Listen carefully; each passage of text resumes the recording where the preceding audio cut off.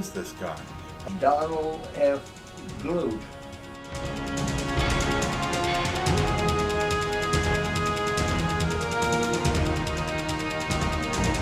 How come Glenn Strange is in this movie? Sheer brass, unmitigated nerve.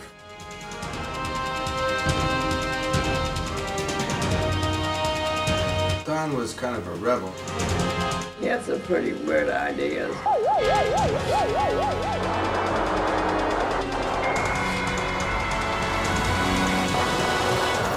have observed your work. You have done well.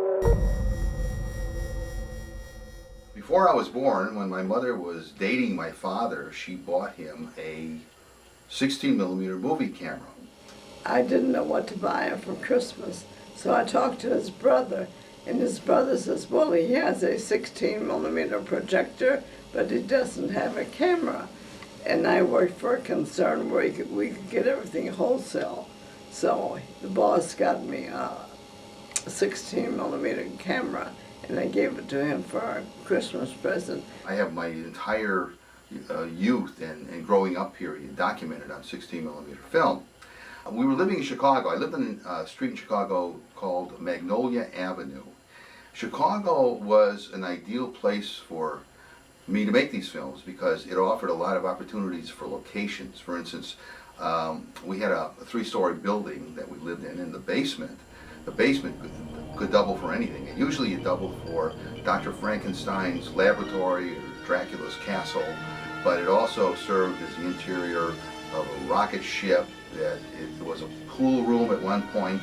I got a lot of mileage out of that basement. There was also the forest reserves. We used to go out to a place called Schiller Woods in Chicago, and that could serve as anything from a place to have gang fights to prehistoric jungles on isolated mountaintops. My backyard was great because we could shoot action scenes in the backyard. The garage, I could shoot inside, outside the garage, even on the roof of the garage in one case, and also our building itself. I could go up onto the rooftop. And I remember we did fight scenes on the roof of my house that we lived in. There were also alleys, particularly the one behind my mother's house. And you can shoot a lot of things in the alleys. We would. It seemed like a lot of our werewolf attacks would take place in the alleys. There would be somebody walking down an alley, and then the werewolf would be hiding behind a garbage can and would leap out and attack the person.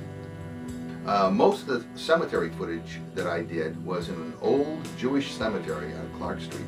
Some of the graves dated back to the early 1800s, and there are at least a dozen Frankenstein graves in this cemetery, which put a little bit of extra mystique to the whole thing. So we used to go in there and shoot around these old mausoleums, and nobody ever bothered us. It was a miracle that we never got in any kind of trouble. I never started out to make movies. What I really wanted to do was show them.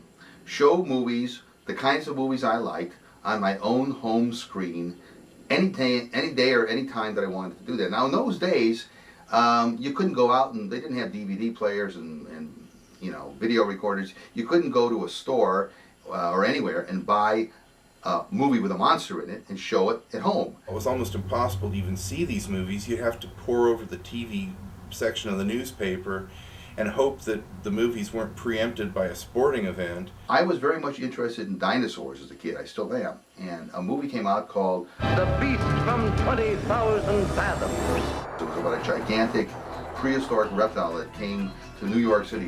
It was freed by an atomic bomb blast from an iceberg, went on to attack New York City. And this movie, which I saw at a drive-in as a kid, just totally blew me away. And I didn't know how they did it.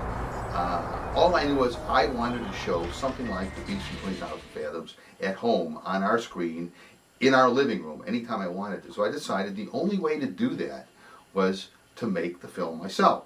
So using the same camera that my mother bought my dad many years before.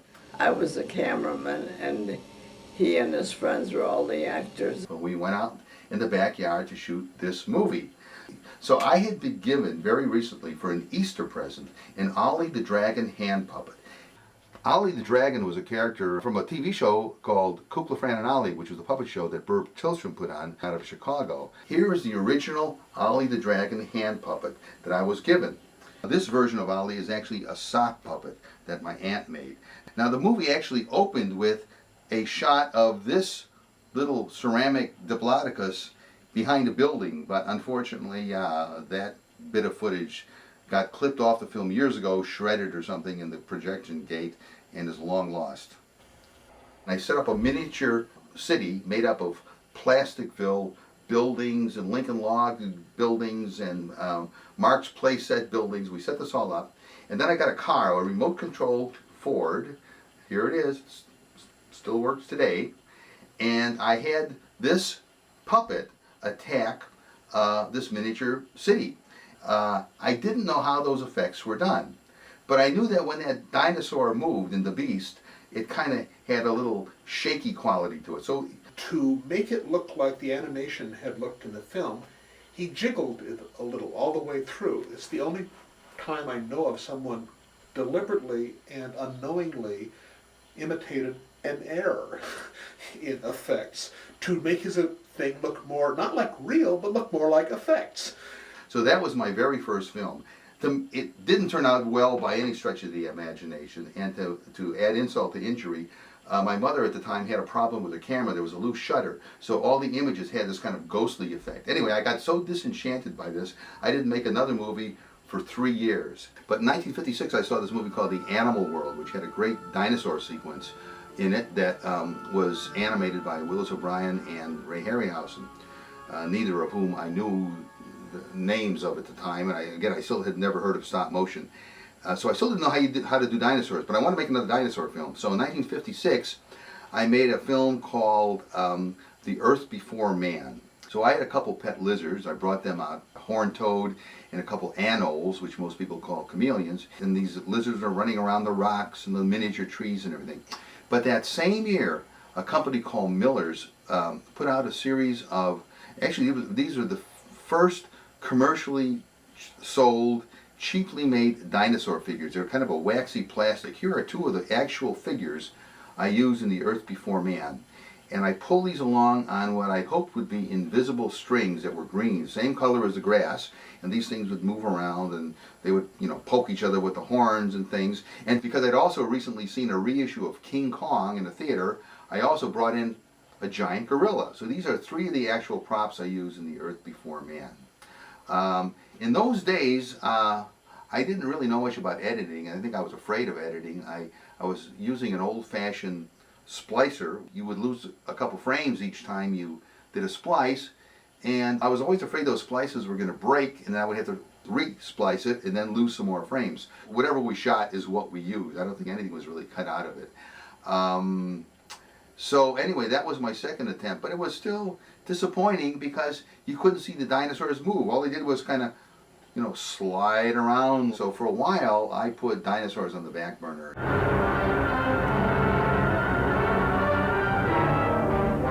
I'm going to repay you for betraying me. I'm going to give that brain of yours a new home in the skull of the Frankenstein monster. Luckily, I was able to see some of the old Universal Frankenstein, Dracula, Wolfman movies in theaters before they ever hit television. These were the real art re-releases, and I was just totally captured by this universe that these monsters lived in, and the atmosphere of those films, and the continuity from one film to the next. So where the monster would get destroyed at the end of one, and then they would revive it in the next one. So I decided to make some Frankenstein, Dracula movies. The first one I ever did was made in 1957, and it was called Frankenstein Meets Dracula. I got two of my friends. I got a friend, Victor Fabian, who played Dracula, who had kind of a pale complexion, and he was from Europe. He was from Austria, so I figured, hey, we got an actual European Dracula here. And he wore basically a ragged piece of black cloth, which served as the cape. And then my friend Ron Keipel came in as the hero, and I, being the tallest of the group, and the one that owned the Frankenstein mask, played the Frankenstein monster. Now I didn't even think of attempting a makeup back then. I got one of these over-the-head Don Post Frankenstein rubber masks that you could buy in all the novelty shops. I think they cost $3.50, and we set up in my basement the best laboratory that we could come up with. We had a few pieces of chemistry equipment. I bought some radium tubes in a second-hand shop for a couple bucks. Then I got in the Frankenstein movies, they had all this electrical equipment that Kenneth Strickfad had built. One of the things was a electrical device that kind of spun around like this. Well, I figured I would make my own version of that, and I got a record player turntable, and I painted a spiral on it, and we would spin that. Then I went to the hardware store and I bought one of these light blinkers. You would put it in the socket and screw, and then you would screw the bulb in, and this would flash on and off. And that spinning disc and that flashing light became a part of every Frankenstein movie I made in the years to come. So we had it set up. It was a very quick movie. We could only afford one roll of film, and again, it was all edited in the camera. We shot it in sequence as we went along, and it wasn't the greatest film I ever made, but it certainly pushed the buttons on me again. It wasn't so much anymore that I just wanted to show movies on my home screen. I wanted to make them, and from there everything kind of hit the fan, because I made a lot of movies after that. So the same year, 1957, we made a sequel called The Return of the Wolfman. I brought the Wolfman into this, and at the time I really did not yet know how to do a Wolfman makeup. They used to carefully guard the secrets of animation and Wolfman type makeup and so on. I got some pieces of hair that I think I pulled off of a mask or something, a beard, or a fake beard or something. I tore that apart, and we glued this with paste on the actor's face. I think I still got it on me. I mean, because you just remember those things. And we shot, we didn't do laugh dissolves, but we shot a series of makeup changes to transform the kid playing the Wolfman into the Wolfman. Wayne was a friend of mine who lived down the street, and he turned out to be one of my best actors. He always did a good job performing, and I think Wayne played in at least a dozen of these films. When those floodlights would come on, you had the heat of these lamps, trying and Don saying, don't look at the lights, and trying to ignore that you've got these two suns that are burning at your face, and you're trying to act like you're scared or surprised or whatever else. In 1957, a phenomenon called shock theater was sweeping the country. We had our own shock theater in Chicago. There was a host character called Marvin, played by Terry Bennett, who was sort of a combination beatnik and Peter Lorre type, who wore these thick glasses that made his eyes really large. And he came out with all this ghoulish humor, and he introduced all the different movies that were being run. Somebody said you could always tell what movie I saw in shock theater the previous weekend, because those scenes would turn up in whatever movie I was shooting at the time. We made a film called The Revenge of Dracula in 1958, where I played Dracula, and while my previous Draculas were influenced by Bela Lugosi, it was Victor Fabian playing Bela Lugosi. I had just seen Horror of Dracula, so my Dracula was more the Christopher Lee type. I walked really fast and everything, and I had the fangs. I had braces on my teeth at the time, and I had to be very careful when I bared my fangs so you wouldn't see the braces. My mother made the first of many of the costumes that would later appear in my movies. She made my original Dracula cape. Originally it did not have this collar on it. That came about a year later, but to make it look more like the Universal Dracula films. But here's the cape that she made. And over the years it also served not only as the cape for Dracula, but also the cape that mad villains would wear in my superhero films, and she did a good job. She did a good job with all of her costumes. The first thing I made was a clown costume when he was in kindergarten, and that started it all up. Then as he got older, I was making Spider-Man costumes, Superman costumes. In fact, I believe when he got out to California, he sold that Superman costume, and I didn't get any money from it either. I started to take books out of the library about how to do theatrical makeups. So I learned about grease paint and nose putty. I remember one day in school, I couldn't open my eye in school one day because the night before I tried to do an effect where it looked like I only had one eye, and I completely covered my eye with nose putty, and all the eyelashes and everything got clogged in this nose putty, and I couldn't get it off. So the next day I came, and my teacher said to me, "Why are you winking at me? Why are you winking at me?" And it was because I couldn't open. And trying to explain this to a nun in 1957 was really incredible. My makeup's got a little bit more involved around that time. And I went to see the movie in its first release of Man of a Thousand Faces, starring James Cagney as Lon Chaney Sr. This movie was tremendously influential on me, and it was a complete inspiration.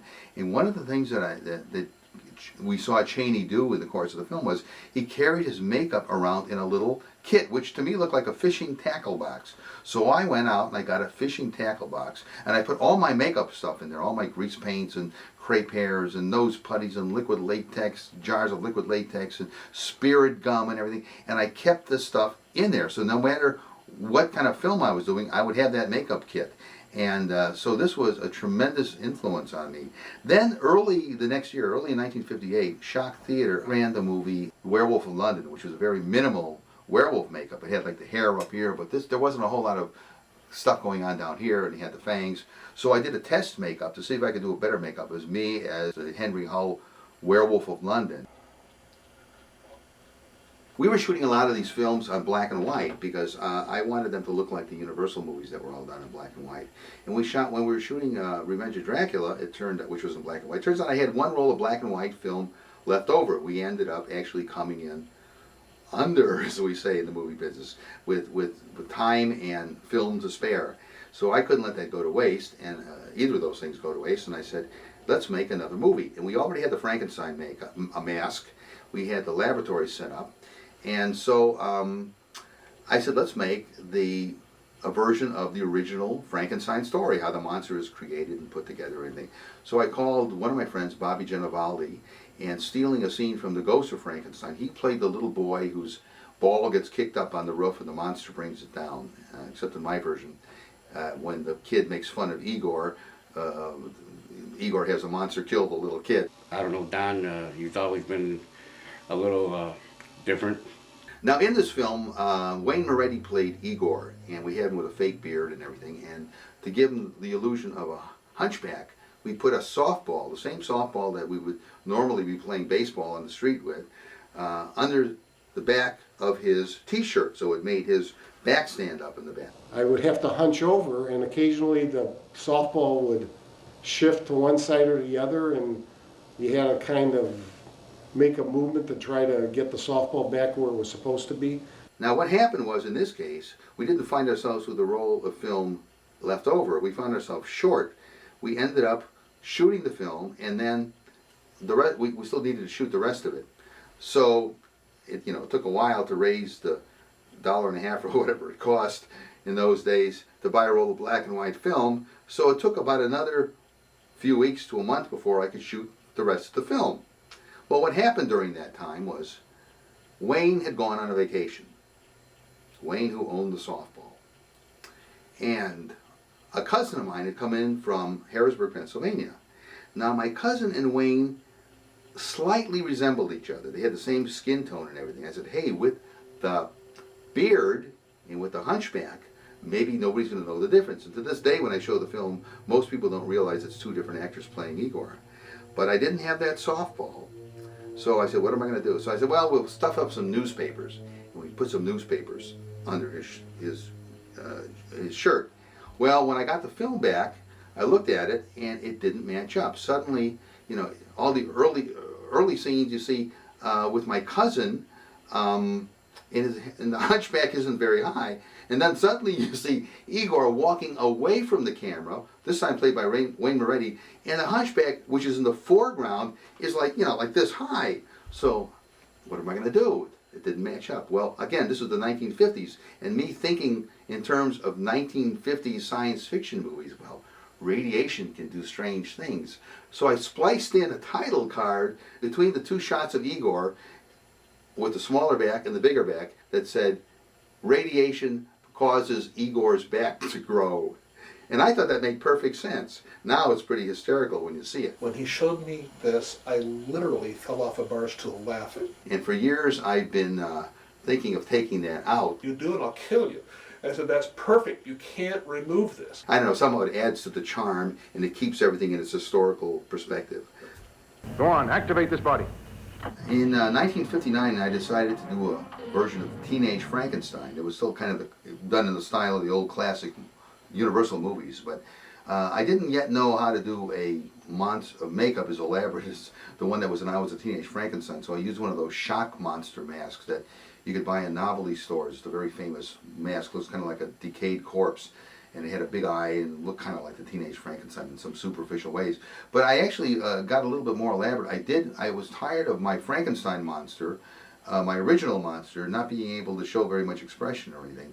So I attempted my own Frankenstein mask with a built-up head, and that was my first Frankenstein monster makeup, where I had the electrodes on my neck and everything. It was all done with putty and grease paint. I made these shoes for the Frankenstein monster. This was I took a pair of loafers, and then I had my uncle carve 3 pieces of wood, which I glued together and then bolted onto these shoes.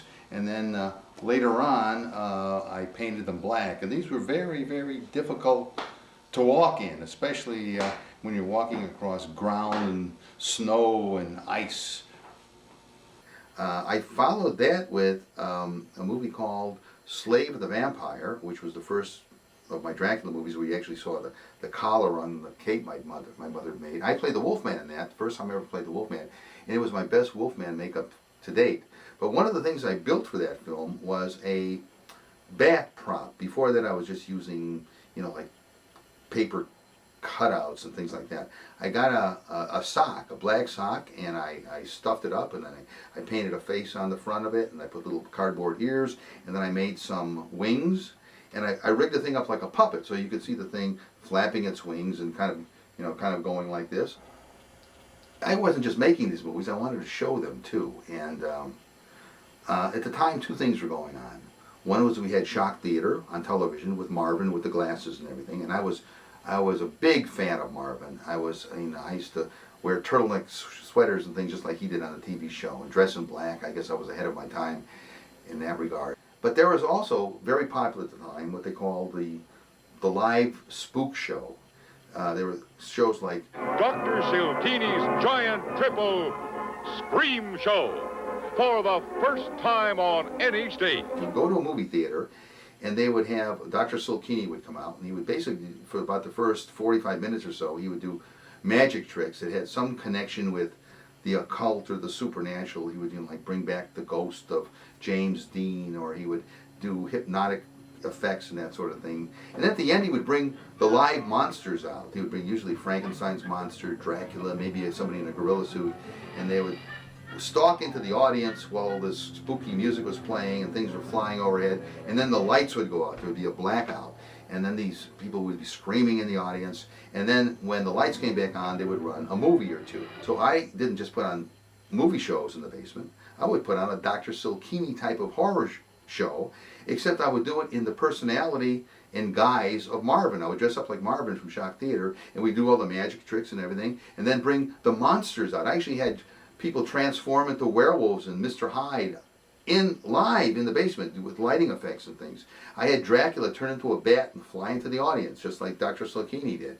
And then we would show the movies, and we would put signs up around the neighborhood advertising these, and then the kids would come down to my basement, and for like a nickel or a dime to get in, they would see my amateur movies. My mother would be upstairs making Kool-Aid and popcorn, which we also sold to the kids down in the basement. And then he got all the profits. I didn't get anything. So that was the first venue of distribution that these movies had. In 1959, I saw a movie in the theater called 20 Million Miles to Earth, which is another Ray Harryhausen movie. And it wasn't a dinosaur, it was a monster from Venus, but it looked sort of like a dinosaur in some ways. Well, anyway, that pushed the buttons on me again. I wanted to make another dinosaur movie, but I didn't want to use the methods I used in the past because they just didn't work. So I thought about it, and I thought about it, and I said to myself, now this is the time really, I had never heard of stop motion, I had never heard of Ray Harryhausen, I had never heard of Willis O'Brien. In those days, there are no Cinefex magazines, there's no how-to tapes, there's no how-to anything. I mean, you did everything by in here. You had to just think it up yourself. And the people who were doing the professional effects, like Ray Harryhausen, or people building even the low-budget monsters like Paul Blaisdell, they weren't exactly sharing their secrets. These were considered trade secrets in those days. I was really convinced that the way they brought monsters like the Beast in 20,000 Fathoms and the Emer from 20 Million Miles to Earth to life on the screen was, well, Hollywood had infinite sums of money, they could do anything they want, and these were all robots. These were all mechanical, electrically controlled, remote controlled creatures that could do anything they want. And well, I knew I could not afford something like that, so I said, well, how can I do this cheaply? And of course, Don also invented stop motion animation. I mean, he didn't know what stop motion animation was, but he knew how cartoons were made, and he figured, hey, you can do that with objects, so he did it with his little clay models. We happened to have a little extra footage left over on a family film we were shooting, and I set the camera up on a tripod in the kitchen, and I tried animating, moving some plates or cooking utensils around, and when I got the film back, I looked, and man, they were actually moving around. So I said, this is going to work. And I made this movie, which was kind of a combination of 20 Million Miles to Earth. I had a spaceship crash, and an egg came out of the spaceship, and this creature came out of the egg and grew into basically kind of a version of the Redosaurus from Beast in 20,000 Fathoms. And then I had this creature attack a city. This time I had a model railroad, a Lionel train set up in my basement, and I used that as the city. But I animated the thing, and when I got the film back and I looked at it, the dinosaur was moving around. In my sophomore year at St. Benedict High School in Chicago, I was taking biology. And every year we had a school science fair. So I talked my teacher into letting me make a movie on the Mesozoic era, which I called The Age of Reptiles. So a lot of it was done through the stop motion of moving little clay models like I did in the previous film, Dinosaur Destroyer. And I was very fond of the original 1 million BC, and I wanted to have some live reptiles. So at the time there was a television show that was very popular called Zoo Parade, and it was hosted by Marlon Perkins, who was the director of the Lincoln Park Zoo in Chicago. So what the heck, I called the zoo, I said, I'd like to speak to Marlon Perkins, and I got him on the phone. And I said, look, I'm making a science project for school. Can I come down to the zoo and shoot some photos in the reptile? I said, yeah, sure, come on down. So I went down there with a friend, and we set up the camera, and I got all kinds of pictures of lizards eating mice and all kinds of stuff like that. And I incorporated this into the film among the stop motion footage. I was in our homeroom where I set up the projector. I had my fossil collection on display in the front of the room, and people would come in and I would run this movie, and it was like a documentary. The last 100 feet consisted of a title card that said, if dinosaurs had lived today, and then I went into this whole 3.5 minute long sequence of a giant fire-breathing Godzilla-type monster stomping through Chicago, wrecking things, eating people, picking up railroad cars and everything, and then the army came in at the end and destroyed them.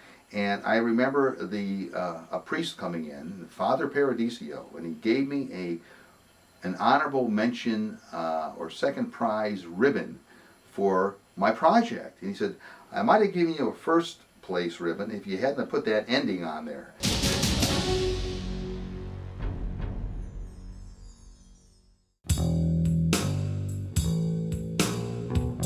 In 1957, something really great happened to me. I saw my first teenage monster movie because I was a teenage werewolf. And when I saw that, suddenly everything changed, because up until that point, my friends and myself were playing adult monsters on the screen. We were little kids playing adults. So you had a 12-year-old Dracula, a 13-year-old Wolfman, that kind of thing. But now, with teenage monsters popular, we could actually play monsters that were the same age that we were, which was a great thing. So I decided I was going to switch from making the classic Dracula, Wolfman, Frankenstein movies to teenage monster films. I made a teenage werewolf film, I made a teenage ape-man film, I made a teenage invisible man, or an invisible teenager, invisible boy film. I thought, hey, I bought something in a store that was supposed to, you hook on the front of your camera, and it was supposed to be able to bring two images together. It was like superimposing as you were shooting. You had a mirror and a prism or something, and you get, well, it didn't work. It wasn't completely successful. But I did make this Invisible Man film, and we had a lot of things working on invisible, threads, things hanging, and people going, oh, like this, like they're being strangled and everything. Wayne Moretti was in that one, and he played one of the invisible kids' victims. That was a tremendous filming, The Invisible Man. The end product was sensational because it was so creative. Another thing happened in my life around that time. I sort of switched allegiance in a way from the kids I was hanging around on one side of the block, who were mostly into sports and things which I was not particularly good at or interested in, to the other side of the block, which is where the not too nice kids hung out. The kids that were all into the motorcycles and black leather jackets and the greasy hair with the pompadours and the cigarettes and all that sort of thing. And I fit right into them because one of them was a drummer and I could play the electric guitar, and we started a band, and that's how I got in with those guys. We were kind of a little gang, you might say. We all had to have a leather jacket, and we had one leather jacket about with 3 or 4 of us.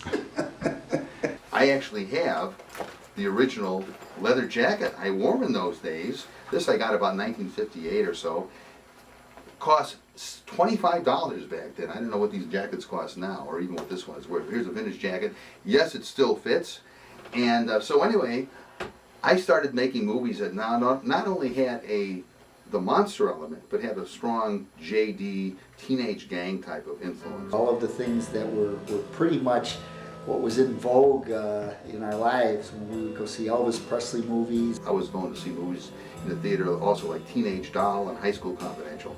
So most of my films at that time had rumbles and people hanging out on street corners and all that sort of thing, in addition to the monsters. The first of these was called I Was a Teenage Vampire.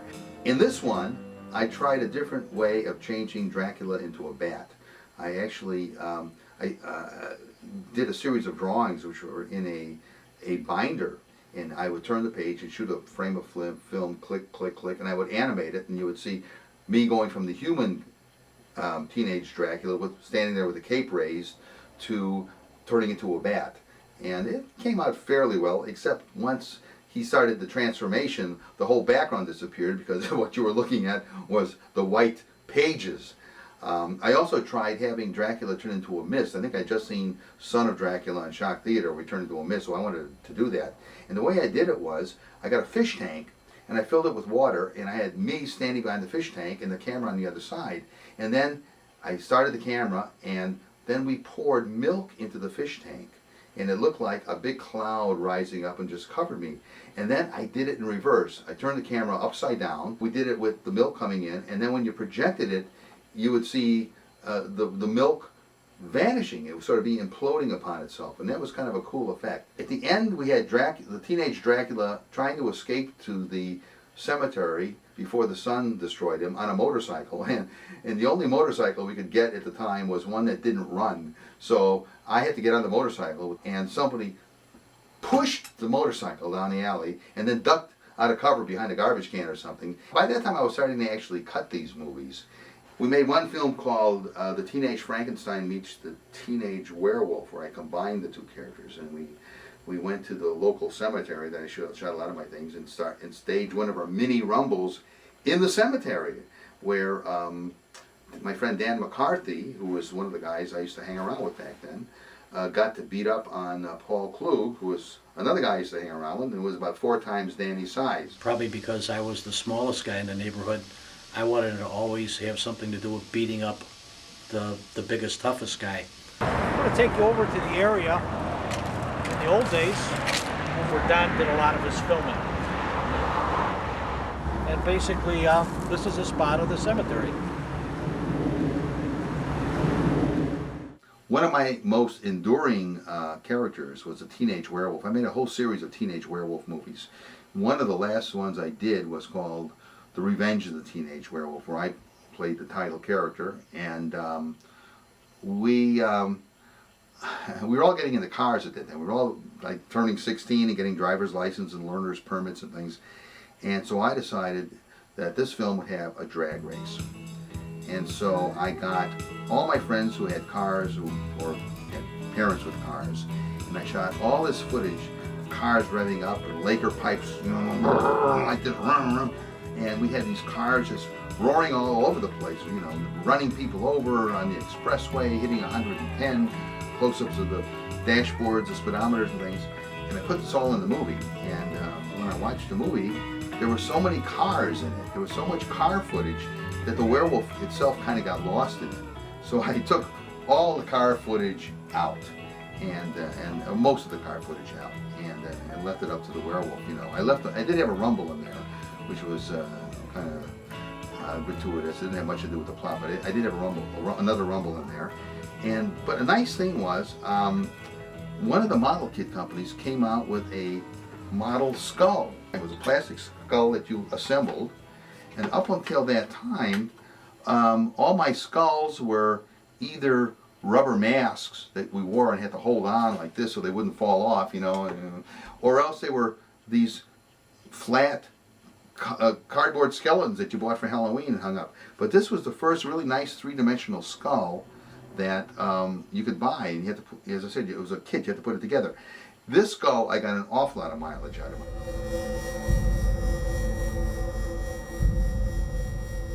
The summer of 1961, I had a part-time job in a factory that made greeting cards and wrapping paper and that sort of thing. And the main reason for having this job was I wanted to get a good camera, and I saw in a camera shop a used Bell & Howell 70 camera, which was the kind of camera they used to shoot newsreels on. It had a turret with 3 lenses. It had different speeds. I could shoot in slow motion, I could shoot in fast motion, and it had a backwind, so I could do lap dissolves. I could do transformations and things where you didn't just see cut, cut, cut. You could dissolve from one, you could fade one out and fade the other in over, you know, things that I was never able to do before. And so I bought this camera, and I started shooting the first of 3 movies that I would eventually finish in my senior year of high school. When I first started shooting Monster Rumble, it was this brand new camera with a turret with the 3 lenses on it. I didn't realize I didn't really know where you cranked over the lens to be actually shooting. So what I thought was the regular normal lens, I was actually shooting out of the telephoto lens, which wasn't set for lighting or anything. So I shot about 9 minutes of film that was an extremely tight, pretty much out of focus, poorly lit close-up, which I couldn't, very few of the shots were actually usable, and that was just by serendipity. Monster Rumble was my then epic. It was going to be about a half hour long or so. It was going to be the culmination of both my Teenage Monster and Classic Monster series. All the sequels and things would end up in this movie. That was the intent. And so I had lots of characters. The teenage Dracula, I had the teenage werewolf, the teenage Frankenstein monster, the original monster, Igor, Dr. Frankenstein. A giant robot was in it that I actually built, a robot that was 7.5 feet tall, that it really worked. Here's part of what's left of Fido today. We also did an improvement on the Frankenstein laboratories in this. I had a friend who came in with some electrical equipment, and we actually had like 18,000 volt, I don't know if they were generators or what they were, but they would create sparks that, we actually built a dummy of the teenage Frankenstein monster with his face all wrapped up with a metal electrode, and you could see the sparks jumping off from this, whatever it is, to zzz, zzz. And at one point I actually, since I had this gadget, I said, could you actually bring something to life with this? And I found a dead beetle or something on the basement floor where we shot this, and I charged it up and it just incinerated the thing on the spot. So it doesn't work. Don't try that at home. Or you can try it at home, but it's not going to work. And then we had some explosions. We did some explosions where the werewolf and the teenage Frankenstein would bump into something and things would explode. And we did that with 50-50 mixtures of zinc and sulfur, which we set off with, I think, an electric charge. We blew up a castle. I built a castle with plastic bricks, those American bricks, you know, and we set it off with, I got firecrackers. And I got firecrackers and I buried them in zinc and sulfur 50-50 mixtures, and we lit the things and we shot them in slow motion. And you're these explosions. I had a friend named Richard Gopian who played Igor, and this time we didn't do Igor with the hunchback. We did him with the actual broken neck that I built up with putty. And I had a beard on also, and one of the shots I did had I chopped one of the corpse's fingers off. It was down Glut's finger. I played 9 parts all together in this movie. And sometimes you would see me walk by, and then the other character would walk on. We lock down the camera.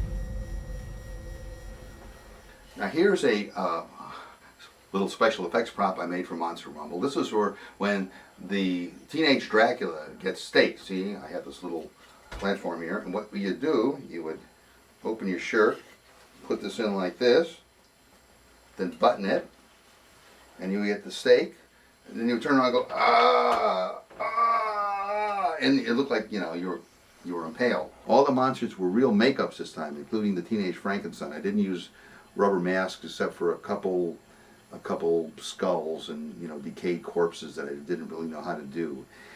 Tom Warner and I played in a rock band called the Fantasies together. Both of us were guitar players, and this time Tom played the teenage werewolf. I just got really tired of wearing that, putting that makeup on, and even more so trying to get it off, because it was all glued on with spirit gum and things, and you had to literally scrape this off your face. You know, you couldn't just wash it off. It was nightmarish trying to get this makeup off. So I talked Tom into doing it, but I talked Tom into doing something else. We went out to the cemetery. They were making a Frankenstein picture. And we found an open grave, and I guess I was a little bit too superstitious or something to get in the grave. But I thought Tom into going into the grave with the camera and shooting some great POV shots, looking up as Dr. Frankenstein is looking down into the grave. So that was a real memorable experience shooting Monster Rumble. I made another Invisible Teenager movie, and this time rather than, I was going to call it I Was a Teenage Invisible Man. I said, nah, that's. So I ended up calling it The Invisible Teenager, which is a logical thing. And it was a sequel to the one I made before, you know, back in the late 50s. This time, though, I didn't use that little gadget to try to do the Invisible Man effects. I actually had the actor myself clothed entirely in black, and I got in front of a black curtain, which was probably my Dracula cape, shot the whole roll, then I rewound it in the dark room and kind of marked off numerically where the scenes came in, and when I got to that on my little counter, then I would shoot the background. And you'd see right through the black to see the wall behind him, whatever was there. So it looked like he had no head, no arms, and you'd see him taking off the t-shirt. Don was very imaginative, and he was always a couple steps ahead. I even tried at one point to duplicate, and it's in the film, it worked fairly well, the scene from The Invisible Man's Revenge where he sticks his hand in the water. So I carried in a full fish tank in front of a black screen, and I set it down, and I stuck my hand in, and it came out, you know, passably. And I did some more stuff with wires, invisible wires and things, threads, and we did a pool game where I stop motion some pool balls and things, you know, I looked like the Invisible Teenager was shooting pool. And so that was my second and last attempt at doing an Invisible Man film. But my big final movie that I did in high school in 1962 before I graduated was called Tor, King of Beasts. And Tor, King of Beasts was my version of King Kong. I needed a jungle for this, so I went to my favorite jungle. There was a place at the Lincoln Park Zoo in Chicago called Lincoln Park Conservatory, which was like a huge greenhouse. And you would go inside this greenhouse, and among the flora that was in there was a couple rooms that looked like a gigantic jungle. And we used to go in there and shoot all our jungle scenes. The people were all over the place, so we took the signs that said walk this way, and we turned them so the people would walk around and not get into the shots that we were taking. We also shot a number of scenes at Lake Michigan at the Addison Rocks, which had like cliffs-like things, and the way we shot them, we tried to make the cliffs look like they were really high and really steep and precarious, and we did a whole sequence where we're climbing down this this cliffside. I tried some things I never tried before in this film. I remembered in King Kong where they had the rear projection screens, and you know, the stegosaurus in the background and the people in the foreground. Well, I didn't have the real projection screen, and I couldn't afford one that size like you saw in Kong. So what I did was, I shot a stop motion sequence with a stegosaurus, and the stegosaurus is going through all the motions and everything. And then I projected it on a front screen, and I had my actors standing in front of the front screen. Unfortunately, it sometimes threw a shadow on the background image. But then I rephotographed the whole thing. I had a camera set up, and we were in front of the screen, and I would throw the gas bombs, and then on the screen you would see the big cloud of smoke. I tried combining stop motion dinosaur with a live action person shot for real. Using forced perspective. I got a picnic bench out in Schiller Woods, and I put the camera so the picnic bench was right below the frame, and then I had a guy running across the landscape in the distance, and then hiding. It looked like he was going to climb up a tree, and he would hide behind the tree, and then I did a stop motion dinosaur, frame by frame, coming across in the foreground, and so it looked like the guy running by, and then a huge dinosaur chasing him. And it worked fairly. It was an experiment, but it worked fairly well. I shot part of the ending of Tor at St. Benedict High School. I asked my principal if I could shoot some scenes for a film, and she didn't really know what it was about, so that was fine. And so I went in the auditorium, and I wore a suit and everything, and I got up there on the stage, and I got as many student friends as I could, classmates, to get in there and be the people in the audience. So I shot quite a bit of the auditorium sequence at my high school. My high school was also my second major screening room. The monsters were eating Lakeshore Drive and downtown area. It was interesting because they were so well produced. And they were very entertaining. It was kind of a shock that somebody my age was able to film these movies. Don, of course, made us watch them, whether we wanted to or not. I started sending still photos from my films to Famous Monsters of Filmland, which is being edited by Forrest J. Ackerman. He sent me little snapshots of amateur movies that he was working on. Before he got these photos, and he passed them on to Ron Haydock, who was then editing the Graveyard Examiner, which is the fan pages of Famous Monsters of Filmland. Don's movies came up often in that column because Don was so active in churning them out one after the next. And Ron continued to run photos of me in Famous Monsters, and then he passed them on to a friend of his named Bob Burns. And they were great. I mean, they were for a kid doing these things. And he said he's shooting these movies in 16 millimeter.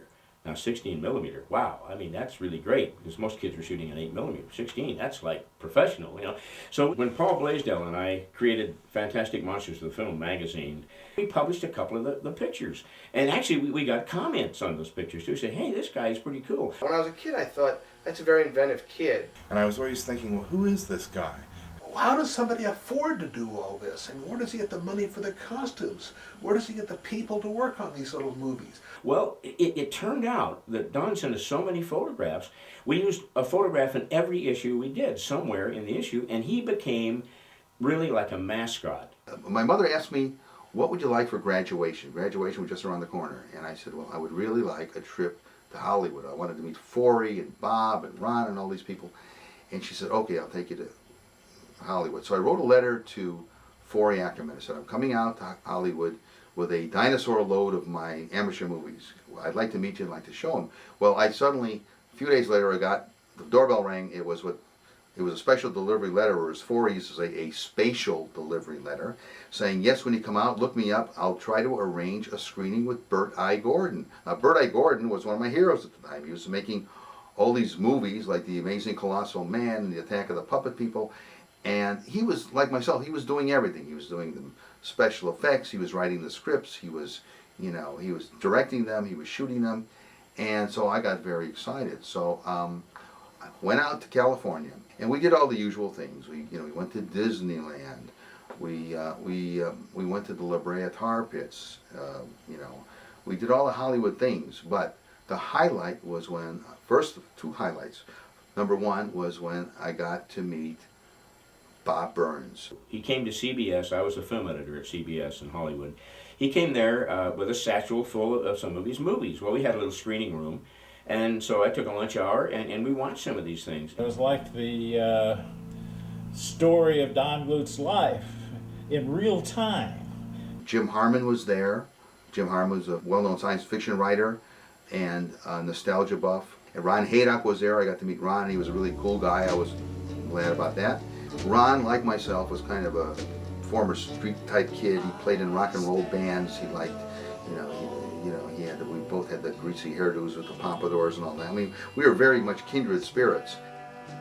Bob and I hit it off right off the bat. And I remember he showed me, we went out into we went out into the parking lot and he showed me the actual wolf silver cane head from the Wolfman movie with Lon Chaney Jr., and that was like a big deal for me.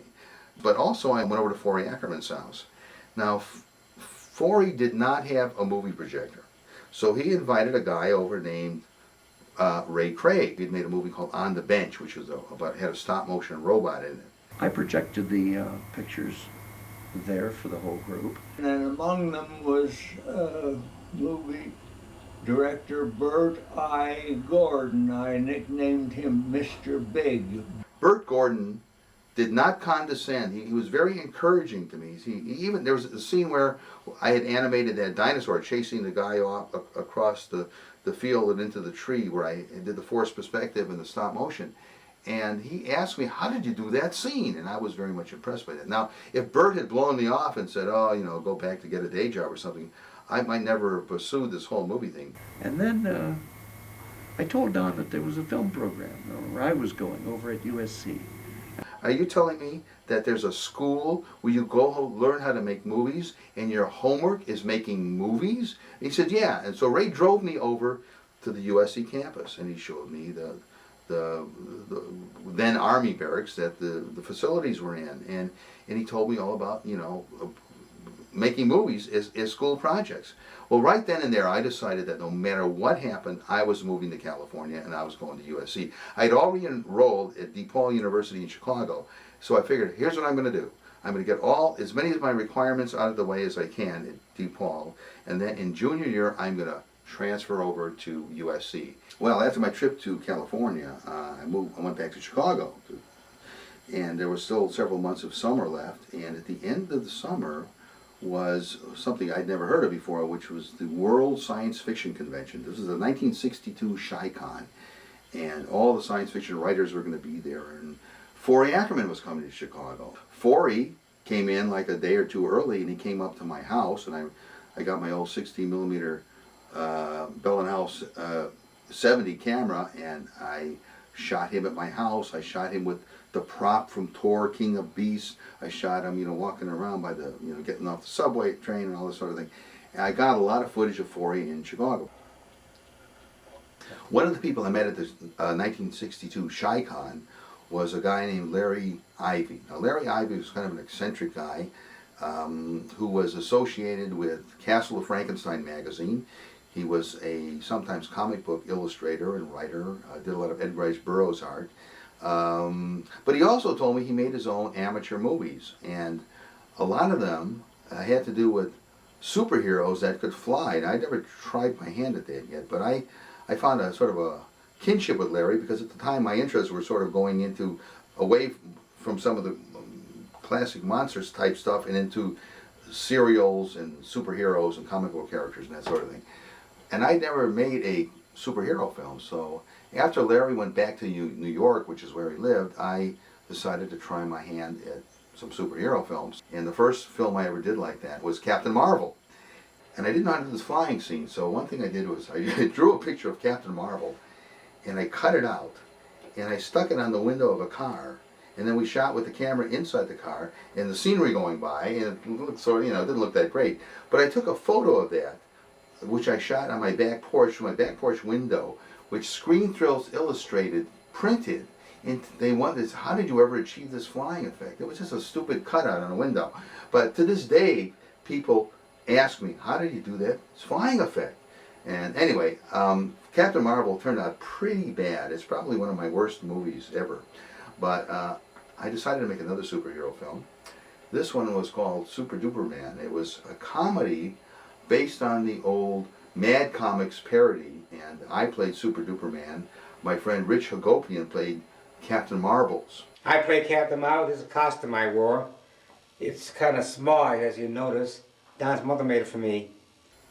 I tried a different flying effect in this. I actually had a clay model that was about this big, and I superimposed him flying over the city. And it's just a really quick shot, and it didn't work out very well at all. I did change the plot of the Super Duper Man story, though, and ended it with Super Duper Man hitting Captain Marbles in the face with a pie. And our budget only allowed for one pie. I think it cost 59 cents or something, so we had to get it in one take. And here's the shirt that I wore. And and it still fits. Summer of 1963, I went back to California. Bob and Kathy Burns became like my family. They were like my big brother and my big sister. He'd come up with a story called The Adventures of the Spirit. It was going to be a serial. Now, the Spirit was a comic book character of a guy that had a mask on, and sort of like the Lone Ranger mask or something. And he was a hero guy, but not a superhero. He could be beat up and messed up and the whole thing. But he went after crime guys. Well, he devised the story that was going to have the Frankenstein monster in it, the Wolfman. I mean, all the monsters. The whole idea was that the Spirit would be fighting a villain called the Phantom Avenger, and the Phantom Avenger had all these monsters in his gang, and he would send these monsters out to kill the Spirit. So each chapter would end with the Spirit in some peril from one of these monsters, and then the Spirit would get rescued by some superhero who happened to be in the neighborhood, whether it was Captain America or the Green Hornet or whoever. He gave me a cameo role as the Shadow, because I was a big radio fan. And Bob was all gung-ho, and he said, sure. We had his mummy suit, the mummy suit that he used in Fantastic Monsters magazine and on television shows.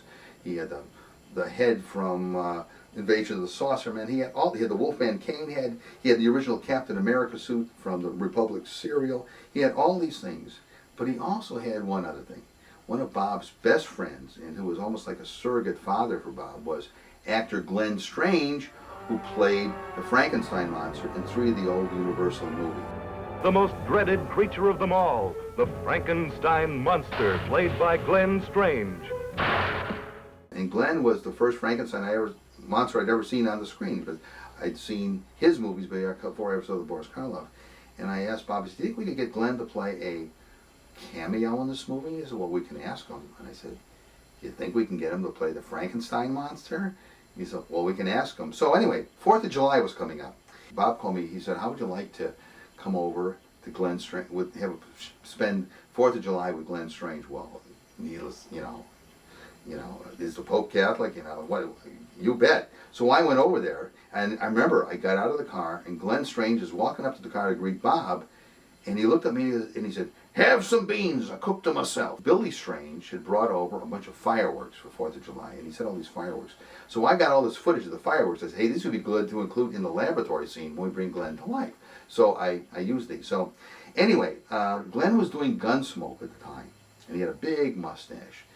And I remember Glenn saying, do you want me to shave my mustache off? Because up until that point, Bob was prepared to do a makeup on him. And we had the headpiece and everything. And we even have a photo with Glenn in the headpiece. And then Bob and I kind of looked at each other, are we really going to ask this guy, Glenn Strange, who's doing a TV series at the time, to shave his mustache off just to be in my little rinky-dink amateur movie? And we said, oh, we just can't ask him to do it. It would have been great. Now I wonder, maybe we should have. But anyway, hindsight, what did I say? So we said no. And Glenn happened to have the original mask that Don Post had made for him for his personal appearances as the monster when they were out on the road promoting Abbott Assault meets Frankenstein. I had to make up Glenn's hands sort of a gray color to match the mask. And here I am doing, quote, Jack Pierce, making up Glenn's hands, putting the scars on him and the whole thing. And boy, I mean, how many fans ever get to do that? It was a cool thing. So we said, okay, we'll put him in the mask. As long as we could do a scene at the front of the chapter where he's holding up a sign without the mask showing that it's really Glenn Strange. So we did that. So that was a big, big thrill to me to actually have Glenn Strange in my amateur movie. Bob looked a little bit like Kirk Allen, the Superman of the movie serial. Don suggested that I also play Superman. Well, I'm not the Superman type, actually. I was a lot thinner then, so I could fit in a Superman suit. But Kathy, my wife, wanted it to be authentic, so she even put the spit curl, the little S-curl thing, curled my hair, and so I actually had the curl coming down. Now, one of the greatest things for me in the Spirit film was getting to act with Glenn Strange. Himself, like Don, we both got to act with him, and I enjoyed being Captain America. The Wolfman, the Mad Mummy, was a character I created years ago, and I got to do the Mad Mummy in it, so I got to do all kinds of monsters and stuff, and it was just a kick for me. I improved my flying scenes in that. I got one of these posable artist mannequins, and I covered it with putty and stuff, and I painted it to look like Superman, and I put a cape on it. And then when Superman flies off with the Frankenstein monster, I used a Aurora model kit. So there's one scene where you see the flying off, and then he falls out of the coat, and then it's seen another one of my shots taken from the airplane in the clouds and things. I got a lot of mileage out of that airplane footage. Now, I wasn't in California long enough to shoot the whole thing, so I went back to Chicago and shot the rest of it using my friend Dick Anderson. There's one scene where the spirit is hanging from a wall, and the mummy is on the other side of the wall, and the mummy was shot in California. The spirit hanging from the wall was shot in Wheeling, Illinois, and when the spirit looks down and he sees the chasm down below there, the valley down below, that was shot from an airplane on my trip back from California to Chicago. So we have, who knows what, it might have been Arizona or someplace, 3 different parts of the country to make up this one scene. And so I'm forever indebted to Bob for setting that whole thing up with Glenn Strange. I had a lot of dirty laundry that I didn't get a chance to get washed when I was staying in California on my 63 vacation. So Bob Burns was going to package it all up, probably holding his nose as he did so, and send it all back to Chicago, and then I would wash it, or maybe he washed it and sent it, I can't remember. But among those things was a Superman costume. And I like that thing so much, I bought it from him. I actually bought the Superman suit from him. I still have it today somewhere, and I don't think I could get in it anymore, but I decided that same year to try my hand at yet another dinosaur movie, and since I already made Thor, King of Beasts, which is my version of King Kong, I said, well, it's time to do the Son of Kong, which I called, obviously, Son of Thor. And my animation work got a little bit better in the Son than it did in the original. In addition to Toro, who was the son of Thor, and all the dinosaurs and things that he encounters, I decided to have guest appearances by the Rhedosaurus from Beasts of 20,000 Fathoms, the Emer from 20 Million Miles to Earth, Godzilla, Gorgo, the giant behemoth, etc. So they made cameo appearances in the movie. And of course we went back to the Chicago Conservatory to get our jungle scenes. And we went back to the lake to shoot some of our scenes. I also went out to a place called Palwaukee Airport, which is a small airport in a suburb of Chicago. And I got a lot of footage of Piper Cubs flying overhead. I shot all this stuff. Then I got a model kit, a miniature airplane that looked like the planes we were shooting the live action of. And I used the model plane when you had to see it, in the same shot as a dinosaur. I have a scene where a Kronosaurus attacks the plane.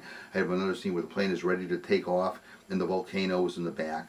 I did a whole series of background paintings for Son of Thor. I did jungles and rock cliffs, which I painted on big pieces of board and with I guess tempera paints. And I got a lot of mileage out of those. I kept, depending on what trees and things I put in front, they kept looking like different locations. And I built a volcano. It was made over a coffee can with crunched up wire and plaster of Paris over that, and then I painted the whole thing and put lichen from the kind you use on model train layouts. Then with a mixture of zinc and sulfur, we lit a match, shot it in slow motion, and voila, we had an erupting volcano. Our furnace sort of doubled as the inner core of the volcano, and I needed a close-up of it. And for the lava, I got some chili con carne, and I poured it down the slope of a miniature mountain I built, and we shot it in slow motion. I also had a pet caiman, which is like a baby alligator type of reptile, and I tried gluing a fin on its back. Inspired by the original 1 million BC, I tried gluing a fin on its back with rubber cement. Well, the rubber cement didn't take, so I finally just glued it on with airplane glue.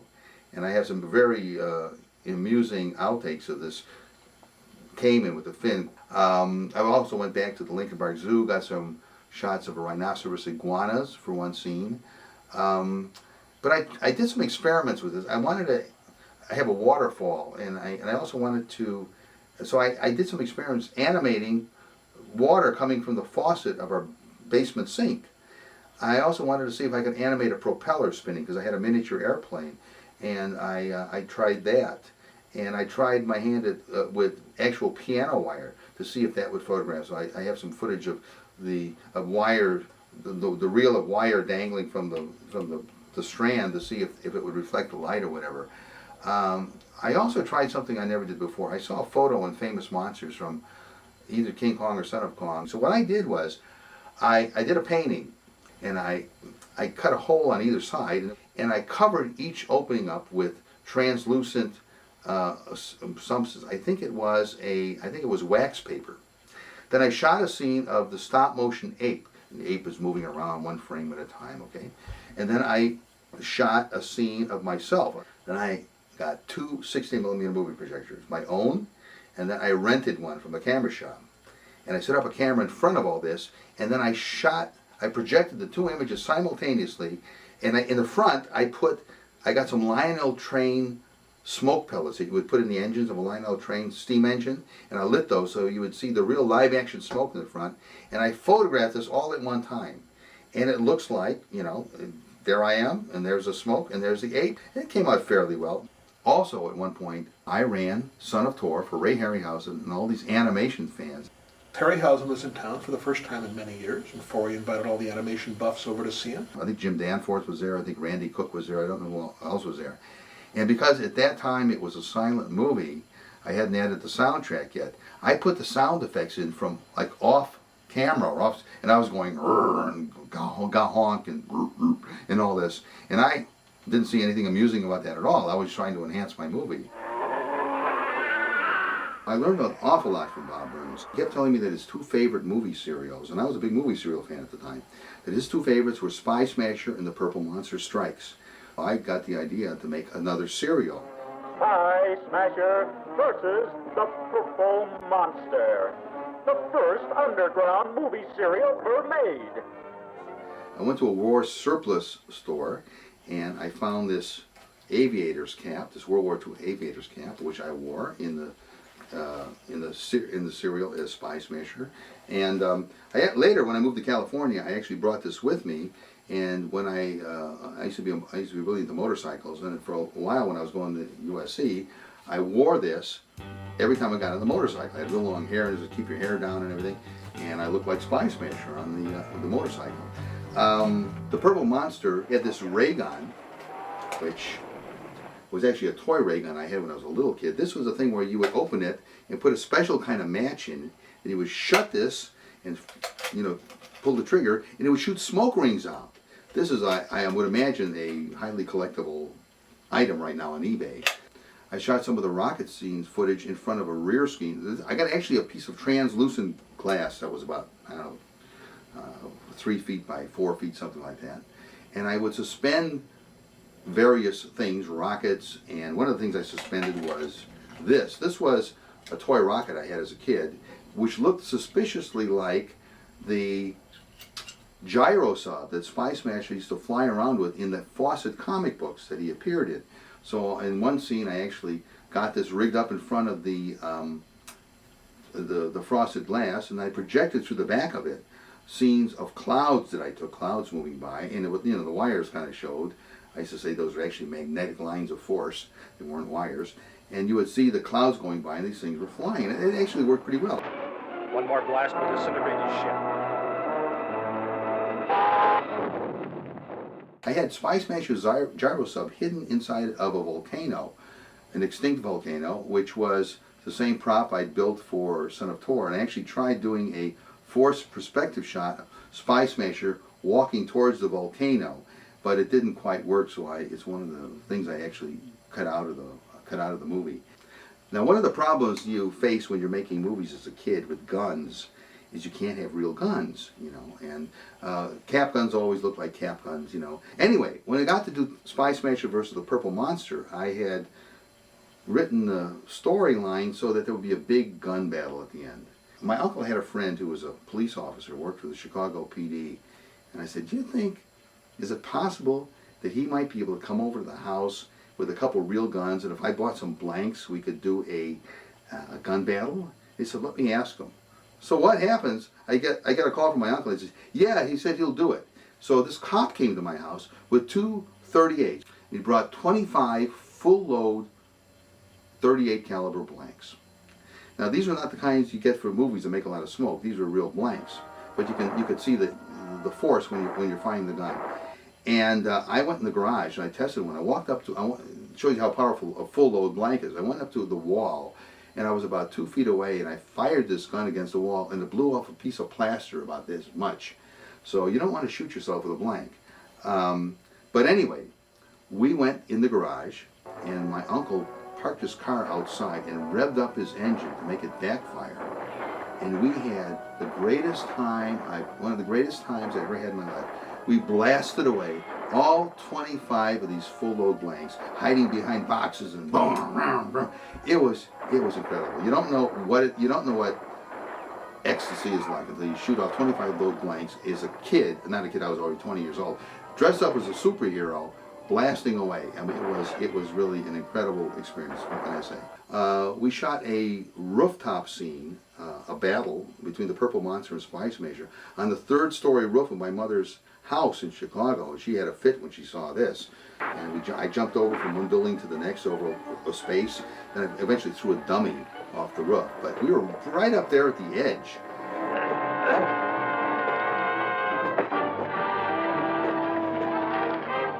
I want to see your face before I destroy you. Then have a last look. But another real mishap that did happen, we were shooting a scene where Spy Smasher was supposed to jump out of the window of a barn onto an alley and have a fight with one of the crooks who was running. Now, the Spy Smasher costume I wore included a pair of Nazi soldier boots that I bought at a war surplus, at a thrift shop in Chicago. And it's called Jack's Swap Shop, and he had a lot of World War II memorabilia. So I bought these boots. Now, here's one of them. These boots have steel cleats on the bottom, okay? What I did was, now before we shot the scene on the weekend. That Friday, I was at DePaul University in the cafeteria. I was in a fraternity at the time called Alpha Chi, and one of my fraternity brothers played the Purple Monster, Ken Hendricks. And I had drawn a picture of Spy Smasher leaping out of this window while a guy is blasting away with a gun. And I said, this is what we're going to shoot this weekend. Everybody said, you're going to kill yourself. You're going to break your leg. So I said, no, I think you're made of rubber back then. So we went and we shot the scene. In the first take, somehow I landed on my heels, both heels, full weight on these cleats. And I just stood there. I couldn't move. And the pain was unbelievable. But we had to get the scene shot, so we shot the scene again. It wasn't quite as spectacular because the jump wasn't quite as good, but I made sure I jumped a different way. Wonder where he disappeared to. Spy! The pain kept building up and building up. Even though we were able to shoot the subsequent fight scene okay, by the time we were done, I couldn't walk. And I went to the doctor, and it turned out I torn the ligaments in both heels. And, it kept me out of the Army, I'll say that. But because my heels were bad, to this day they hurt if I drive a car too long. But I went to school. We had midterm exams that week, and I pulled up to school in a taxi on crutches, just as all my fraternity brothers were crossing the street. And everybody knew exactly what had happened to me. We had a scene, one of the chapter endings of Spy Smasher versus the Purple Monster, where the Purple Monster gets out of his car and he throws this grenade and it rolls over, and then Spy Smasher's car rolls over it and there's a big explosion. But we never shot the exploding car. I didn't know how to do miniature cars blowing up back then. So about a year afterwards, after I moved to California and I reconnected with Ray Craig again, I decided that, hey, I'm going to enhance Spy Smasher versus the Purple Monster. Ray Craig and I were big fans of Howard and Theodore Lydecker. They were special effects guys. These were the guys that did all those wonderful serials in the 40s. And so what we did was we did a series of experiments in Ray's front yard using cans. And we filled the cans with gasoline. And then we got a cherry bomb, which were hard to get back then, especially in Los Angeles. And we put the cherry bomb in there, and then we photographed it, and we blew it up, and it looked pretty good. So I got this car, we filled it with a bag of gasoline, and put the cherry bomb in there, and then Ray Craig lit the match, and lit the fuse, and then he ran out of the way, and then we waited, and I shot it at 64 frames per second, which you do when you want to shoot in slow motion. Slow motion will give it weight and size, and we blew up the car, and then I spliced it in. I also shot some scenes of the Purple Monster's torpedo flying through, miniatures of it launching, and I got like a G.I. Joe doll or something, dressed him up as Spy Smasher, and you saw him actually landing on the the flying missile, and we had to shoot that a few times because he kept falling off. So anyway, that visually brought an end to Spy Smasher versus the Purple Monster. 1964 arrived, and yes, I was accepted at USC Film School as a junior, so it was my time to make the big move out of Chicago. And by that time, I'd gotten to be quite friendly with Larry Ivey and seen some of his movies. Anyway, the plan was this. I wasn't going to go directly to California. I was first going to go to visit Larry in New York because 1964 was the 1964 World's Fair, and I wanted to see that because, first of all, there was this incredible dinosaur exhibit that Sinclair has set up with animated dinosaurs that were life-size. I really wanted to see that. And they had a Superman exhibit and a Frankenstein exhibit, so I wanted to go to that. So I went to New York. Then Larry came back with me to Chicago to spend a little time in Chicago. Larry had these costumes, a Captain America costume and a Batman and Robin costume. The Batman costume was what Larry was wearing when I met him at the Chi-Con in 1962 in Chicago. He came there as Batman, and a friend of his came as Robin, so I knew he had those costumes. So I had planned, I wanted to make another superhero film. So Larry brought the costumes with him, and when we stopped in Chicago for a while, and while we were there in Wheeling, Illinois, at my grandfather's farm, we shot, I'd say about 50%, maybe a little more than 50% of my Batman and Robin movie. Some of the scenes Larry was a crook, some he was the main villain. Some of the scenes I was Batman, some of the scenes I was one of the crooks fighting Robin, some of the scenes I was the villain with the mask. The Batman! And so we shot as much of that as we could, and then we left for California. We went down to O'Hare Airport, and that airplane flew away. I knew that he was never going to come back to live in Chicago. I just had that feeling. On the way to Los Angeles, we stopped off at the World Science Fiction Convention, which was Oakland. Larry's family, his mother and his aunt and his grandparents, lived in a suburb of Oakland called Millbrae. So we were staying in Millbrae for a while, and the idea was to go to this convention as Captain America in the Red Skull. I was going to be Captain America, and Larry was going to be the Red Skull. At the time, I was really getting into wearing costumes at science fiction conventions. In the years to come, I went as Spy Smasher once. I went as Solomon Grundy once. Remember the DC comic book character?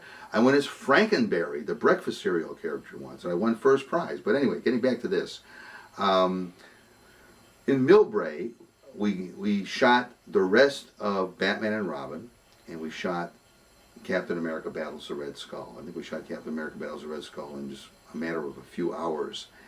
And then we went on to the convention as those characters. From there, I finally made the official move to Los Angeles to start film school at the University of Southern California. One thing that was great about California when I moved out here is I could make my amateur movies with different kinds of locations. It didn't always have to be the alley outside my mother's house, or the forest preserve or somewhere, or the basement. I could shoot where they actually shot real movies, like not only Griffith Park, but within Griffith Park is an area called Bronson Caverns or Bronson Canyon. This is a famous cave location that has been used in everything. I mean, the earliest, they were used in silent movie serials. They were used in horror and science fiction movies of the 1930s, 1940s, 1950s. Lots and lots of serials and countless B-westerns shot there. My first movie assignment at USC Film School, the assignment was to make a film, shoot it in the camera, and have so many cuts and so many, panning shots and everything. So I worked out a scenario that incorporated all of those, but instead of just being a lot of random scenes like most of the films that were made in that class, I made Captain America versus the Mutant. And I called Bob Burns and I said, Bob, Bob had just acquired the huge mutant head mask from This Island Earth from Don Poe Studios. I said, can we use your mutant? Can we use your Space Patrol authentic ray gun? And he said, you bet. So Bob played the mutant, and he still had the Captain America costume from the Republic serial. My roommate at USC was Randall Kleiser. We went to Griffith Park, where a lot of these films were shot, and shot on 16mm and made this short. He looked good. He had the square jaw. He had the blonde hair. He looked like he had a pretty good physique. He looked pretty much like Steve Rogers, who was the secret identity of Captain America. So Randall got in the Captain America suit. Bob Burns was in the mutant suit. I had little tunnel vision. I could see about this much out of it. Now, at one point, the film jammed towards the end. It was right over the scene where Captain America is firing the ray gun, and I couldn't end the film. I had to literally open the camera, trying to block out the light under a jacket or something as best I could, to rethread by touch the film, and then we continued with the ending. What happened though was it caused a flare. So when Captain America fires the ray gun, suddenly the film exploded in this white, and I told the teacher, how did you achieve that effect? And I said, well, you know, we needed a flare, so I opened the camera really quick, you know. And he said, oh, I really applaud you for your inventiveness in taking such a risk. He didn't know it was all a mistake. Then later on, Bob painted on the negative, because we were shooting on negative film at that point. And I actually spotted it and just made it bigger and bigger until it just exploded. It looked like it just turned totally white. So when you see it hit, you see the ray come out and it just goes whoop, loads the screen. As it comes back, then the mutant disappears. He did a reverse exposure. He doubled back in the camera and shot it and it was gone.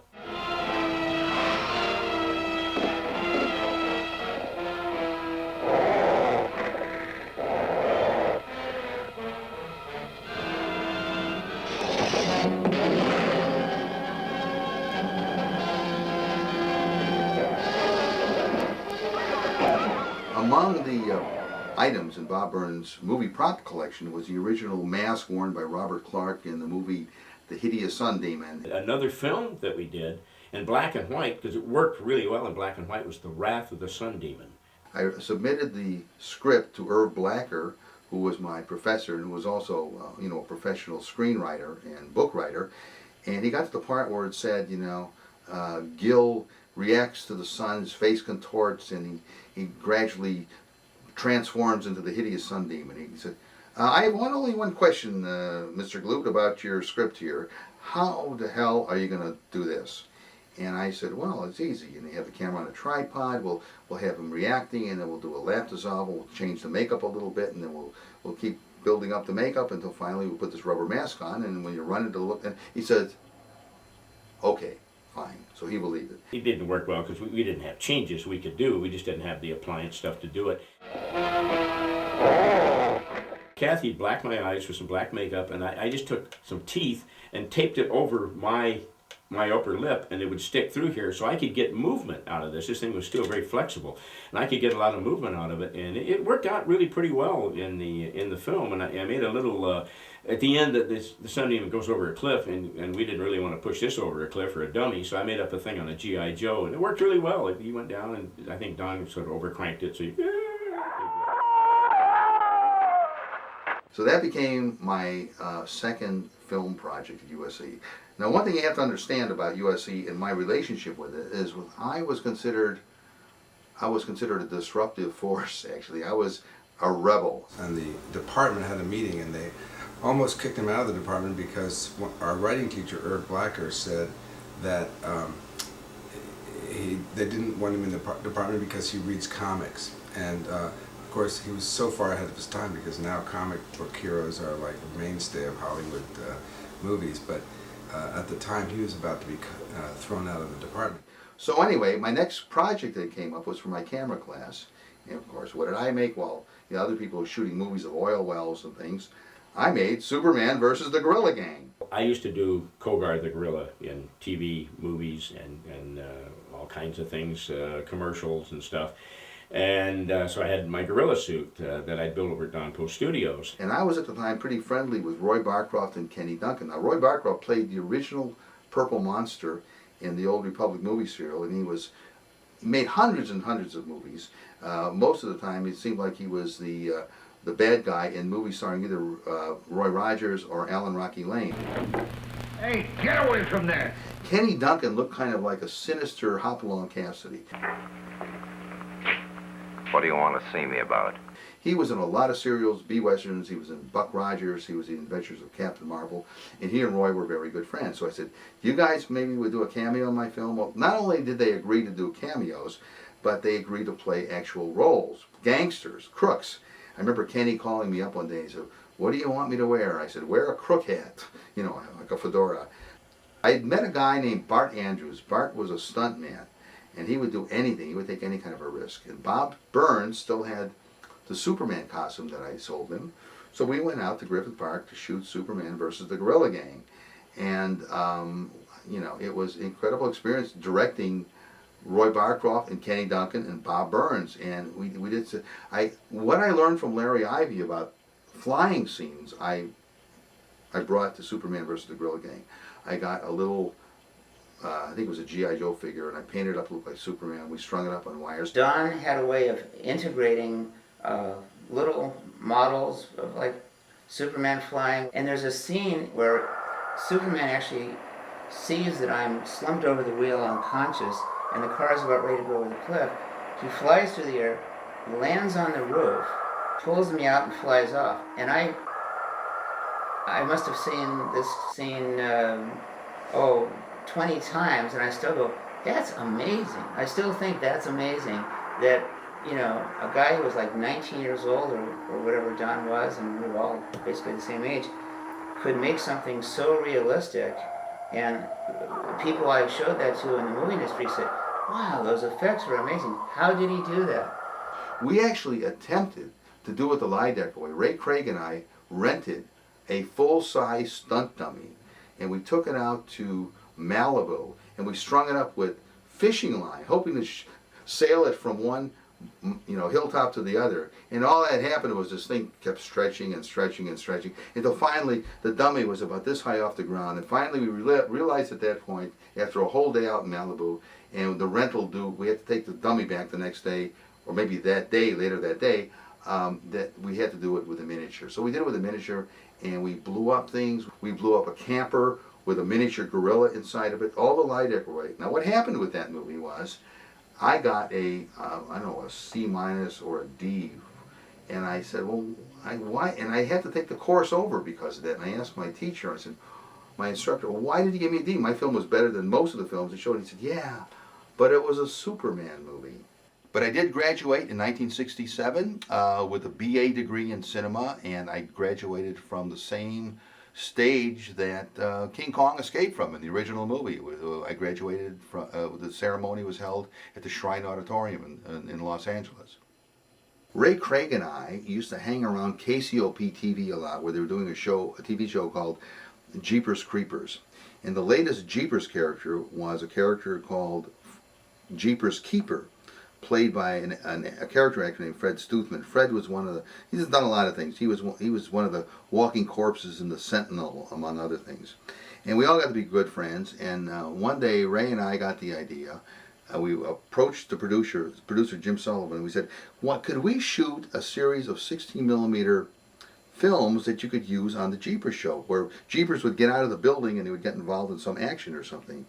And we thought this would be our, you know, getting a professional credit, even if we didn't get any money.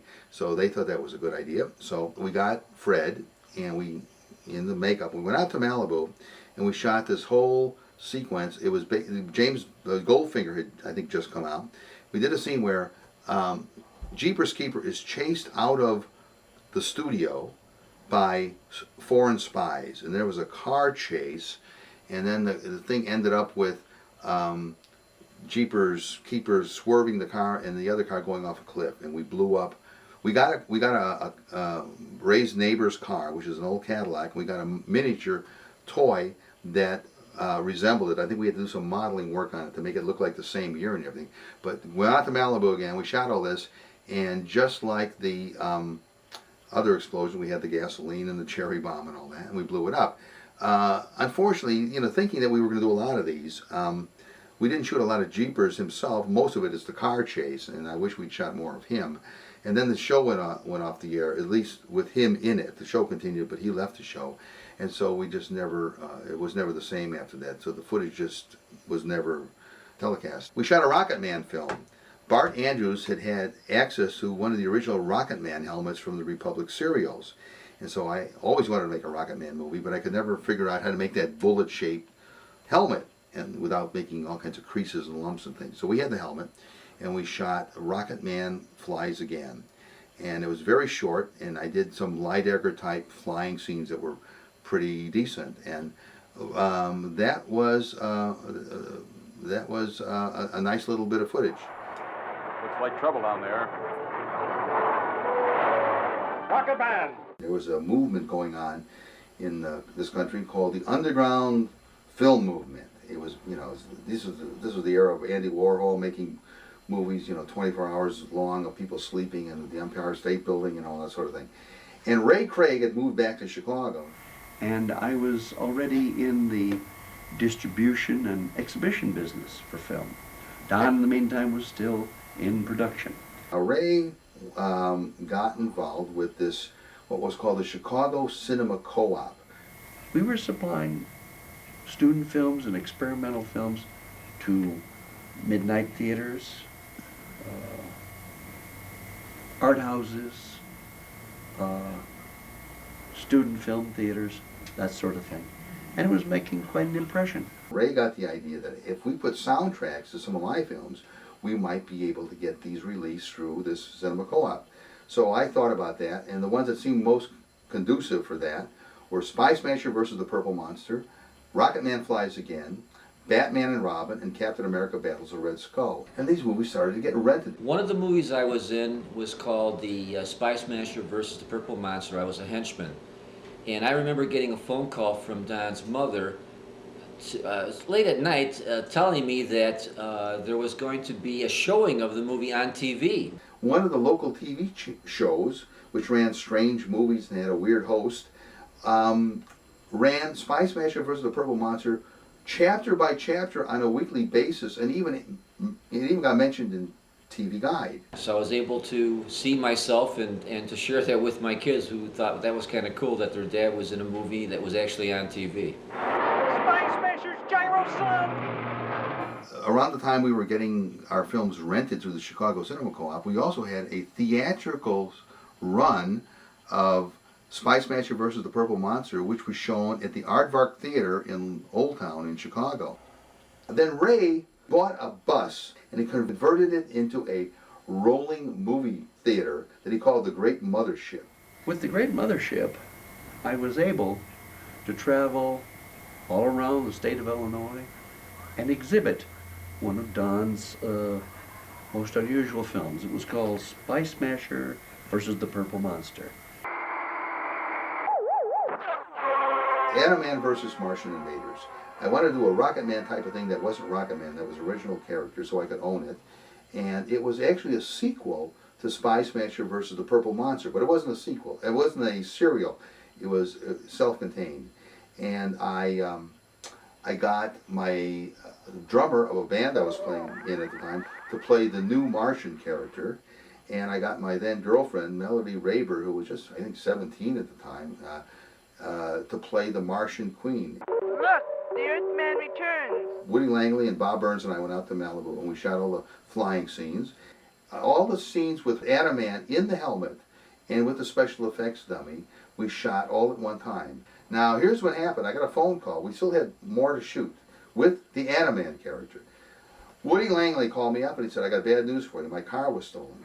Not only was the car the same car we were using in the movie, but the car in the trunk had the helmet, which is quite expensive, and the camera, my 16mm Bell & Howell 70 camera that I worked all summer to buy years before. Since the car was insured, everything in the car was insured, and Woody's insurance company paid for got me a new camera.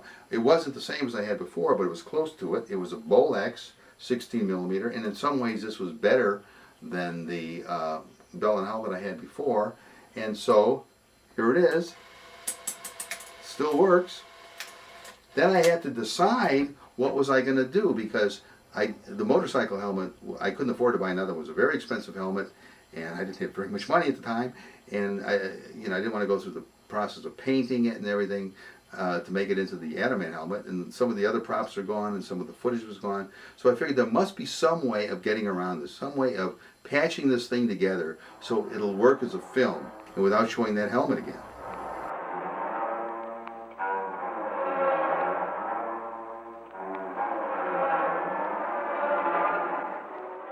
I needed to blow up a railroad yard. So we went out to Malibu. I built a whole railroad yard on a hilltop in Malibu. Again, this is a non-smoking area. And we put the gasoline bag inside, you know, and the cherry bomb, and we blew this whole thing up. Then we had to blow up a car that was a model that looked like Woody's car. And I'll never forget, I had the car ready to blow up, ready to light the fuse, and a squad car pulled up and said, "What are you guys doing?" And luckily he didn't see the match in my hand, he didn't see the cherry bomb. I said, "We're making a student film." He said, "Okay." He drove along. We waited about a minute and a half, lit the fuse, turned the car around, zoomed out of there. So that was my experience making Animan. So when you watch Animan, it's very patchy because a lot of the shots, you know, we had to disguise the fact that the hero in the helmet he wore was no longer in the movie. So we did it with the miniatures, and we cut away to things and voiceovers, and that was our experience with Animan versus Martian invaders. I had my mother make me a Spider-Man costume in 1969. Here's the headpiece for it. My plan was to go to New York and meet Stan Lee and try to talk him into giving me the rights to Spider-Man, or letting me have the rights to Spider-Man to shoot a TV pilot. I was also going to be going to the World Science Fiction Convention in Cleveland that same summer. So I took the costume with me. I had my meeting with Stan Lee, and he was very gracious. He looked at it and he said, "Well, you know, the rights are all tied up," and you know, and he was very, and it's funny, years later I ended up working for Stan at Marvel Productions when I did a lot of animation scripts as a writer.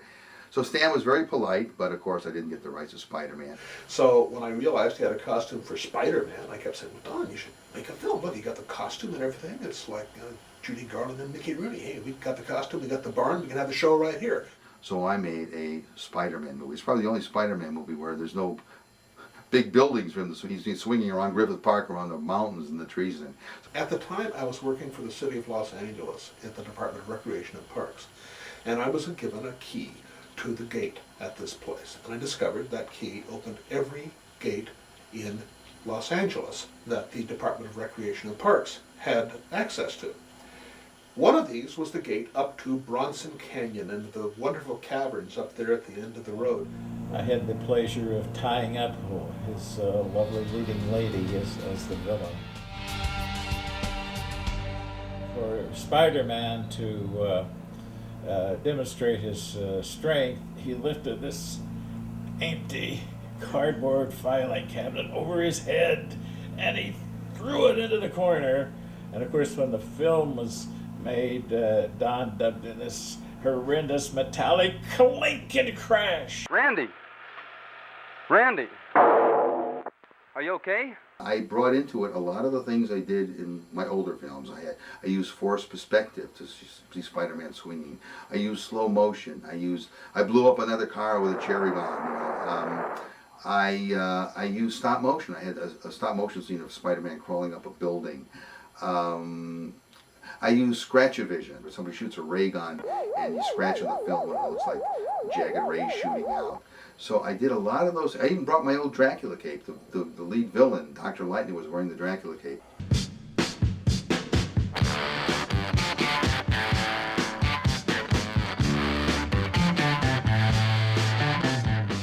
I just finished playing in the band, the Penny Arcade, so I had my official premiere screening at the home of Michael Nesmith, who was then one of the Monkees and who was the Penny Arcade's producer. We had the big screening at Mike's house. He had a 16mm projector, and Spider-Man was the end of my amateur movie career. When I saw these short films of Don's, I had such a good time watching them. I figured other people would too, for whatever reason, and I decided to organize a Don Glut Intergalactic Film Festival. And the place was packed with kids and fans. We ran all 41 of these movies from start to finish. Went on from, it seemed like from dawn till midnight. But to be there with people like Forey Ackerman at Forey's house in the middle of the fabled Acker Mansion, and to be with Don Glut and Bill Warren and other names we'd read about, you know, looking back on it, it's like that was a real significant day for all of us, because we all wound up going into these fields or related fields. I think I was the first of the amateur filmmakers, at least of my generation. I know there were films made before mine in the 40s, but I didn't know about these until many, many years later. And I think they may have, I know they inspired a lot of other people to make their own films, both on an amateur and later on a professional level.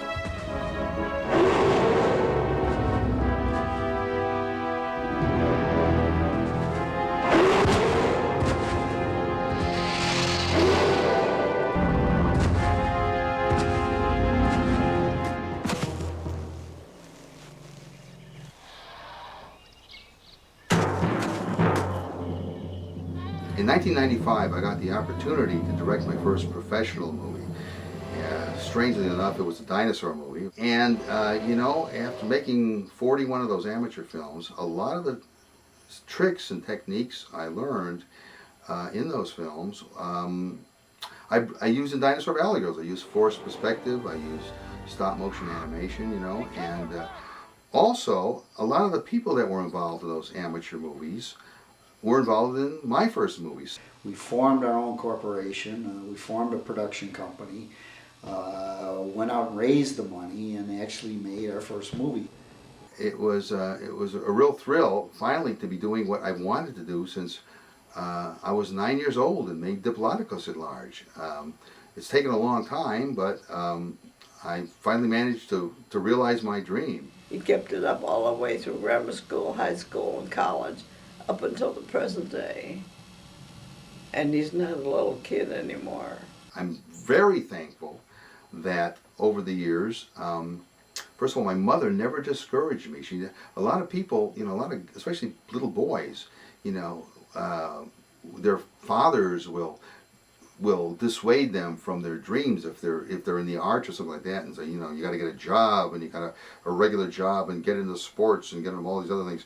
But my father died before I ever could have known him, and so my mother brought me up, and she never discouraged any of these crazy ideas that I had. So I'm really grateful to her for that. Don't discourage your kids. Encourage them.